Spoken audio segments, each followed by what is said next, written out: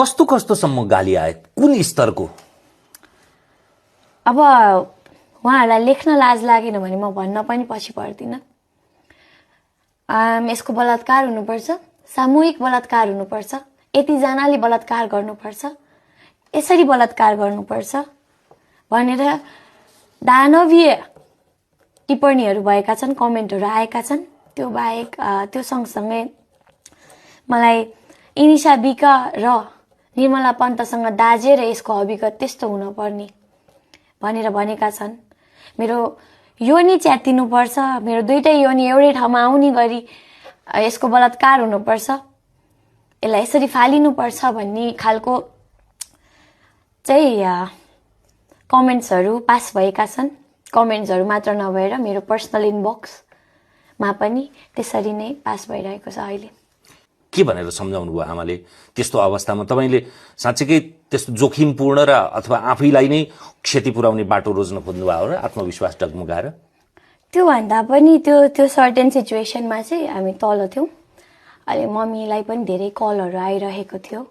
अनि त्यसपछि मम्मीले त्यो गर्दै गर्दाखेरि संयम हुनु है भनेर मलाई फकाउँदै गर्दाखेरि पनि मम्मीको आँखाभरि आँसु थियो। न म मम्मीको अगाडि त धुरु धुरु रुन सकेँ, न मम्मी मेरो अगाडि रुन सक्नुभयो। त्यही कारणले म चाहिँ कोसीमा गएर एकछिन सफोकेट फिल भयो भएर म कोसीमा अलिकति एजमा साइडमा बसिरहेको थिएँ रुँदै। अनि अभियसली मम्मीको दिमागमा मेरो छोरीलाई के होला भन्ने त्यो डर आयो मनमा। त्यही कारणले मम्मीले मलाई त्यहाँबाट तानेर तल लग्नुभयो। र त्यो रात मलाई याद छ। त्यो रात म यत्रो 20-21 वर्ष पुगेपछि, यत्रो वर्ष पछि सानो बेला मात्रै याद छ। त्यो बेला म कति पछि पहिलोचोटि मम्मीलाई समातेर सुतेको हो कि, नत्र म निदाउन नि सक्दिनँ थिएँ मेरो आमाको काख त्यहाँ नभएको भए। के भनेर सम्झाउनु भयो आमाले? त्यसपछि हामी दुईटै मौन भयौँ।